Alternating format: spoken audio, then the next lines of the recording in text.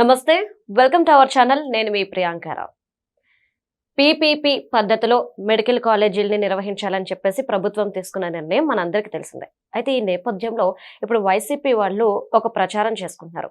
వాస్తవానికి ఏంటంటే ఒక కాలేజీకి మాత్రమే బిడ్ వచ్చింది, మిగిలిన వాటికి రాలేదు అని చెప్పేసి ఇది జగన్మోహన్ రెడ్డి గారి విజయంగా ఒక ప్రచారం అనేది జరుగుతుంది. వాస్తవం ఏంటి? నిజంగా జగన్మోహన్ రెడ్డి గారి బెదిరింపుల కారణంగా ఎవరు ముందుకు రావట్లేదా, లేదు అంటే ఇంకేమైనా కారణాలు ఉన్నాయా అనేది తెలుసుకుందాం. మనతో మాట్లాడడానికి ప్రముఖ పొలిటికల్ అనలిస్ట్ అప్పసాని రాజేష్ గారు ఉన్నారు. ఆయన అడిగి తెలుసుకుందాం. నమస్కారం సార్. నమస్కారం సార్, వైసీపీ వాళ్ళు చేస్తున్న ప్రచారం, మేము పీపీపీ వాళ్ళని వ్యతిరేకించాం, మేము బెదిరించాం, మాకు భయపడి ఈ రోజు ఎవరు ముందుకు రావట్లేదు అని చెప్పేసి ఇది మా విజయం అని చెప్పేసి అంటున్నారు. వాస్తవానికి ఎందుకు మిగిలిన కాలేజెస్కి బిడ్ దాఖలు చేసిన ఎవరు రాలేదు, ఒక కాలేజ్కి మాత్రం ఎందుకు వచ్చింది?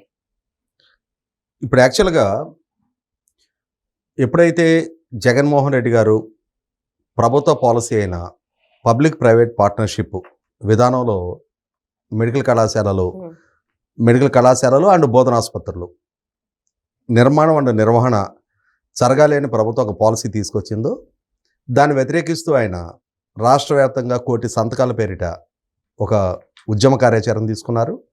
ఈ మధ్యకాలంలో 17వ తారీఖు అనుకుంటా ఆ 1 కోటి సంతకాలు సేకరించిన ఆ సంతకాన్ని గవర్నర్ గారికి హ్యాండ్ ఓవర్ చేసే ఒక కార్యక్రమం పెట్టుకున్నారు. వాళ్ళు పెట్టుకొని ఆ సందర్భంగా ఆయన గవర్నర్ గారిని కలిసి బయటకు వచ్చిన తర్వాత లోక్ భవన్ బయట మీడియాతో మాట్లాడుతూ ప్రభుత్వ పాలసీకి అనుగుణంగా ఎవరైనా బిడ్లు దాఖలు చేసినా మేము అధికారంలోకి వచ్చిన 2 నెలల్లోగా బిడ్లు దాఖలు చేస్తామని అరెస్ట్ చేపిస్తాము, జైలుకి పంపిస్తామని చెప్పని ఒక బెదిరింపు చేశారు.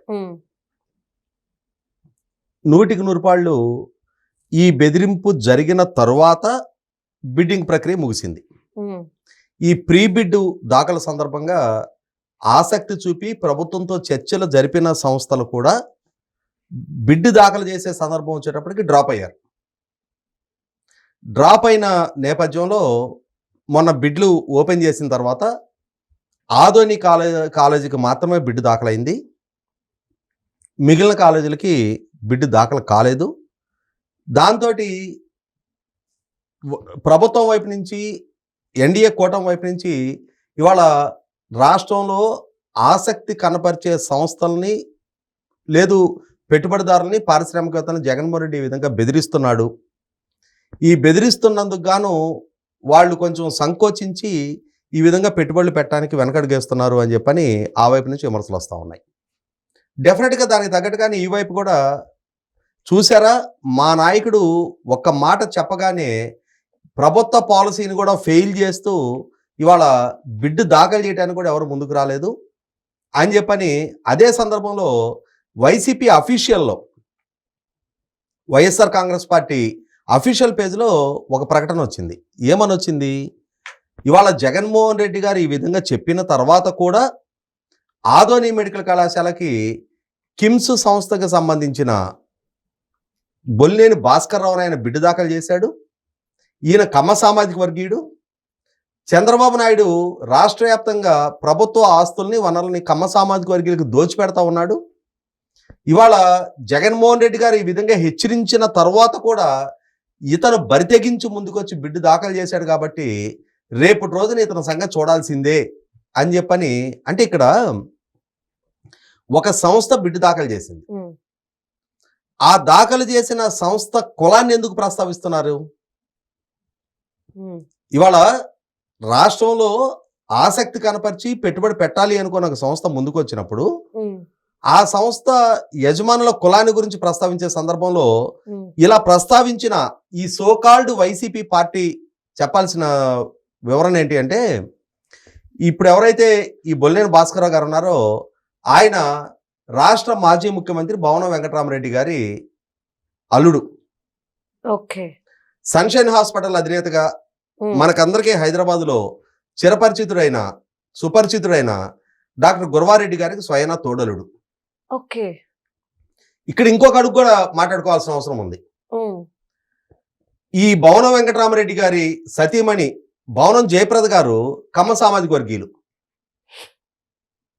అంటే భవనం వెంకటరామరెడ్డి గారు ముఖ్యమంత్రిగా పనిచేసిందే 80 దశకంలో. అవును. ఆయన పెళ్లి చేసుకొని అంటే బహుశా నేను అనుకుంటా 50 దశకంలోనే ఎప్పుడో పెళ్ళి అయి ఉంటుంది ఆయనకి. అవును. ఆ రోజుల్లోనే ఆయన కులాంతర వివాహం చేసుకున్నాడు.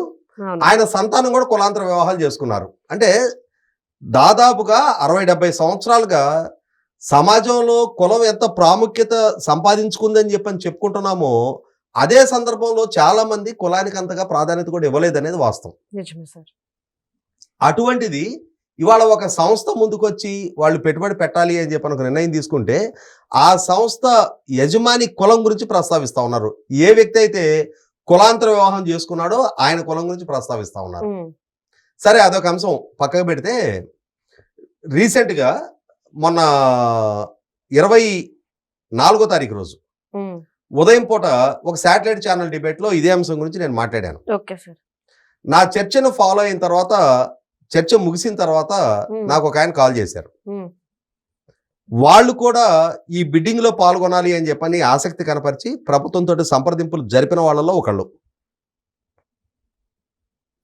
అంటే ప్రీ బిడ్లో పాల్గొన్న 5గురిలో వాళ్ళు లేరు, కానీ ముందు కొంత ఆసక్తి కనపరిచి ప్రభుత్వంతో కొంత ఆ కండిషన్స్ ఏమున్నాయి ఏంటి అనేది నెగోషియేట్ చేసిన వ్యక్తుల్లో వీళ్ళు కూడా ఒకళ్ళు.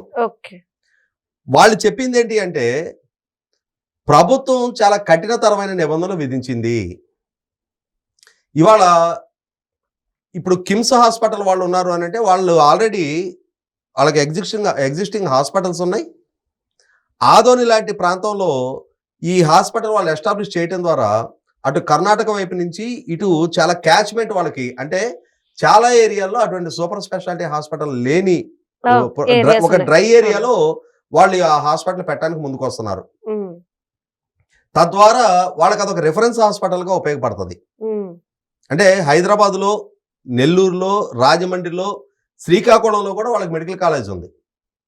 అటువంటి ఆల్రెడీ ఎగ్జిస్టింగ్ ఫీల్డ్లో ఉన్నవాళ్ళు కాబట్టి వాళ్ళకి అక్కడ హాస్పిటల్ పెట్టడం అనేది కమర్షియల్గా వైబుల్. అక్కడ ఏదైనా క్రిటికల్ కేసెస్ ఉంటే వాళ్ళు హైదరాబాద్ రిఫర్ చేసుకోవడానికి వీలవుతుంది వాళ్ళకి. అలా కాకుండా మిగిలిన వాళ్ళు వ్యాపార దృక్పథంతో ఆలోచించే వాళ్ళు ఇవాళ ఇన్ని కోట్ల రూపాయలు మనం పెట్టుబడి పెడుతున్నాం, ప్రభుత్వం భూమి ఇస్తుంది, అనుమతులు ఇస్తుంది, వాస్తవమే. కానీ ఇన్ని కోట్ల రూపాయలు మనం పెట్టుబడి పెట్టినప్పుడు కమర్షియల్ వైబిలిటీ పరంగా చూసుకున్నప్పుడు ప్రభుత్వం విధిస్తున్న నిబంధనలు, ప్రభుత్వం కార్పొరేట్ సోషల్ రెస్పాన్సిబిలిటీ ద్వారా చారిటీగా ముందుకొచ్చే వాళ్ళకి విధించే నిబంధనలు ఇవాళ కమర్షియల్గా ముందుకొచ్చే వాళ్ళకి ఆ విధమైన నిబంధనలు పెట్టడం అనేది కమర్షియల్గా వైబుల్ కాదనే ఉద్దేశంతో చాలా మంది వెనకడిగేస్తా ఉన్నారు. ప్రభుత్వం తన నిబంధనలు కొంత సడలించుకోవాల్సిన అవసరం ఉంది. ఇవాళ చారిటీ కోసమని 100 కోట్ల రూపాయలు పెట్టగలిగే వ్యాపారస్తులు ఉండరు. కార్పొరేట్ కంపెనీలు ఇవాళ వేలాది కోట్ల రూపాయల టర్నోవర్ కలిగిన పెద్ద పెద్ద కంపెనీలు వాళ్ళు కార్పొరేట్ సోషల్ రెస్పాన్సిబిలిటీ కింద వాళ్ళు ముందుకొస్తే రావచ్చు, కానీ వ్యాపార దృక్పథంతో ఆలోచించే వాళ్ళు ముందుకు రాలేరు. కాబట్టి ప్రభుత్వ నిబంధనలు కొంత సడలించుకోవాల్సిన అవసరం ఉంది అని చెప్పని ఆయన చెప్పారు. అయితే ఇక్కడ ఏమవుతుంది, ఎస్ డెఫినెట్గా ఇవాళ కార్పొరేట్ సోషల్ రెస్పాన్సిబిలిటీ తరఫున 17 కళాశాలల కోసం ఆసక్తి కనపరిచి ముందుకు వచ్చే వాళ్ళు ఉండకపోవచ్చు. ఎందుకంటే ఇవాళ పుటపర్తి సాయిబాబా గారి ద్వారా ఒక పెద్ద సూపర్ స్పెషాలిటీ హాస్పిటల్ ఆ ట్రస్ట్ ద్వారా ఎప్పటి నుంచో నిర్వహణ జరుగుతూ ఉంది. ఆ స్థాయి కంట్రిబ్యూషన్స్, ఆ స్థాయి అంటే ఆ డివోషనల్ గా చేయగలిగే అంతటి స్పిరిట్ అందరిలో ఉండదు. డెఫినెట్ గా వ్యాపార దృక్పథంతో ఆలోచిస్తారు. ఇవాళ మనం 100 కోట్ల రూపాయలు పెట్టుబడి పెడుతున్నాం, ఈ 100 కోట్ల రూపాయలు ఎలా రిలీజ్ అవుతాయి? 33 years ఆర్ 34 years మనకి ఇందులో స్టేక్ ఉంటుంది. ఈ 34 సంవత్సరాల్లో మన పెట్టుబడి వెనక్కి రప్పించుకోవాలి, మన పెట్టుబడి మీద లాభం కూడా సంపాదించుకోవాల్సిన అవసరం ఉన్న రీత్యా ప్రభుత్వ నిబంధనలు వ్యాపారానికి అనుకూలంగా ఉన్నాయా లేవా అనేది వాళ్ళు పరిశీలించుకుంటారు. అక్కడ ఉన్న ఆ కొద్దిపాటి ఆ సంక్లిష్టత కారణంగా ఆసక్తి కనపరిచి చర్చలు జరిపిన వాళ్ళు కూడా వెనకడుగేశారు. లేకుంటే ఇవాళ మనం చూసాం, మనం సిఏఏ కన్వెన్షన్కి ముందుగానే సుమారుగా 10.5 లక్షల కోట్ల రూపాయల పారిశ్రామిక ఒప్పందాలు జరిగినాయి. భారీ పారిశ్రామిక ఒప్పందాలు జరిగినాయి. ఎన్టీపీసీ గ్రీన్ హైడ్రోజన్ ప్రాజెక్ట్ కానీ, అలాగే బీపీసీఎల్ ప్రాజెక్ట్ కానీ, ఆర్సిలర్ మెటర్ ప్రాజెక్ట్ కానీ, ఇటువంటివి లక్షల కోట్ల రూపాయల పెట్టుబడి ఒప్పందాలు జరిగినాయి. మరి సిఏఏ కన్వెన్షన్ విశాఖపట్నంలో జరిగినప్పుడు 13 లక్షల కోట్ల రూపాయల ఒప్పందాలు జరిగినాయి. సుమారుగా 20 లక్షల కోట్లకు పైగా ఒప్పందాలు ఇప్పటికే జరిగినాయి. జగన్మోహన్ రెడ్డి గారు రాష్ట్రంలోనే ఉన్నారు. గత 5 సంవత్సరాల పాలకుడిగా ఆయన పాలన చూశారు. ఇప్పుడు ఆయన పాలనా విధానాలు ఎలా ఉంటాయి, ఆయన రాజకీయ విధానాలు ఎలా ఉంటాయి అనేది తెలుసుండి కూడా ఇవాళ రాష్ట్ర ప్రభుత్వం తీసుకొచ్చిన పాలసీస్కి అనుగుణంగా ఇన్ని లక్షల కోట్ల రూపాయల వివిధ రంగాలకు సంబంధించిన పారిశ్రామిక పెట్టుబడులు పెట్టడానికి పారిశ్రామికవేత్తలు ముందుకు వచ్చారు కదా. కాబట్టి అక్కడ జగన్మోహన్ రెడ్డిని చూసి భయపడే పని అయితే ఇవాళ జగన్మోహన్ రెడ్డి రాజధానిని విధ్వంసం చేశాడు, 3 రాజధానుల ప్రస్తావన తీసుకొచ్చాడు, పోలవరం ప్రాజెక్టుని పడకేయించాడు. ఇవాళ ఆ పనులన్నీ వేగవంతం అవుతున్నాయి కదా. ఇవాళ 50,000 కోట్ల రూపాయల పైగా పనులు ఆల్రెడీ రాజధానిలో గ్రౌండింగ్ అయిపోయినాయి కదా. అక్కడ సంస్థలు ముందుకొచ్చి పనులు చేస్తున్నాయి కదా. అరే మళ్ళీ రేపు రోజు నీ రాజధాని ఉంటుందో ఉండదో, మళ్ళీ రేపు జగన్మోహన్ రెడ్డి వస్తే ఏం చేస్తాడో అనే భయాలు సంకోచాలు లేకుండా పెట్టుబడిదారులు పెట్టుబడి పెడుతున్నారు కదా. కాబట్టి ఇక్కడ ఇవాళ ప్రభుత్వం తీసుకొచ్చిన పాలసీస్, ఎంఎస్ఎంఈకి ఒక పాలసీ తీసుకొచ్చింది, అలాగే నాన్ కన్వెన్షనల్ పవర్ జనరేషన్కి సంబంధించి పాలసీస్ తీసుకొచ్చింది, ఇండస్ట్రియల్ పాలసీస్ తీసుకొచ్చింది, టూరిజం పాలసీస్ తీసుకొచ్చింది, ఫుడ్ ప్రాసెసింగ్కి సంబంధించి పాలసీస్ తీసుకొచ్చింది. వాటికి అనుగుణంగా ఒక్కొక్క రంగంలో వేలాది కోట్ల రూపాయల పారిశ్రామిక ఒప్పందాలు ఖరారు అవుతున్నాయి కదా. అవి ఆయా రంగాలకు సంబంధించి ఆ పాలసీస్ అనుకూలంగా ఉన్నాయి. ఇవాళ ఈ పీపీపీ విధానానికి సంబంధించి ప్రభుత్వం ఇవాళ పెట్టుబడిదారుల ముందు పెట్టిన పాలసీ పెట్టుబడిదారులకు అనుకూలంగా లేదని వాళ్ళు ఫీల్ అవుతున్నారని చెప్పని ఆ రంగంలో ఆసక్తి కనపరిచిన ఒక వ్యక్తే నాకు పరిమాల చెప్పారు. కాబట్టి ప్రభుత్వం వాటిని డెఫినెట్గా మార్పు చేర్పులు చేసుకుంటుంది. ఇవాళ అందరికందరూ చారిటీగా 100 కోట్ల రూపాయలు పెట్టి కళాశాల నిర్మాణం చేసి హాస్పిటల్ నిర్మాణం చేసే అంతటి ఉదారత, అంతటి స్థాయి, శక్తి సామర్థ్యాలు ఎంతమందికి ఉంటాయి?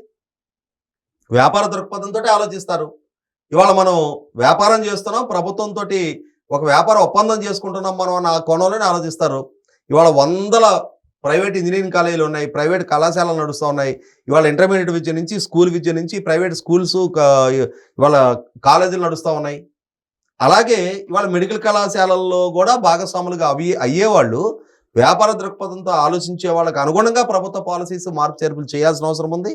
ఆ దిశగా ఇప్పుడు ఎదురైన అనుభవం రీత్యా ప్రభుత్వం తన పాలసీస్ని మార్పు చేర్పులు చేసుకున్న రోజున ఈ 17 కాలేజీలకి ఇప్పుడు ఆదోని కాలేజీ పోతే మిగిలిన కళాశాలలకు కూడా ఏకమొత్తంలో ప్రభుత్వం ముందు పెట్టిన ప్రపోజల్స్కి అనుకూలంగా బిడ్లు వస్తాయి.